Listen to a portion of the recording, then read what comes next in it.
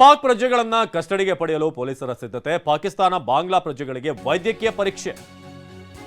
ಆನೇಕಲ್ ಆಸ್ಪತ್ರೆಯಲ್ಲಿ ಆರೋಪಿಗಳಿಗೆ medical test, ವೈದ್ಯಕೀಯ ಪರೀಕ್ಷೆ ನಂತರ ನ್ಯಾಯಾಲಯಕ್ಕೆ ಹಾಜರುಪಡಿಸಲಾಗುತ್ತೆ. ಹೆಸರು ಬದಲಾವಣೆ ಮಾಡಿಕೊಂಡು ಶರ್ಮಾ ಅನ್ನೋ ಸರ್ನೇಮ್ ಇಟ್ಕೊಂಡು ಇವರೆಲ್ಲರೂ ಕೂಡ ಬೆಂಗಳೂರಿನಲ್ಲಿ ವಾಸವಾಗಿದ್ರು, ಬೆಂಗಳೂರು ಹೊರವಲಯದಲ್ಲಿ.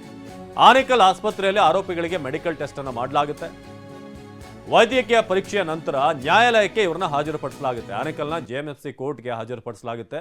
ಆರೋಪಿಗಳನ್ನ ಕಸ್ಟಡಿಗೆ ಕೇಳಲಿರುವಂಥ ಜಿಗಣಿ ಪೊಲೀಸರು ಇವರ ಮನೆಯಲ್ಲಿ ಚೆಕ್ ಮಾಡಿದಾಗ ಒಂದಷ್ಟು ಅಲ್ಲಿ ಲ್ಯಾಪ್ಟಾಪ್ ಸಿಕ್ಕಿದೆ, ಮೊಬೈಲನ್ನು ಎಲ್ಲ ಸೀಸ್ ಮಾಡಿದ್ದಾರೆ. ಈಗ ಇದೇ ಮನೆಯಲ್ಲಿ ಇವರು ವಾಸವಾಗಿದ್ದರು.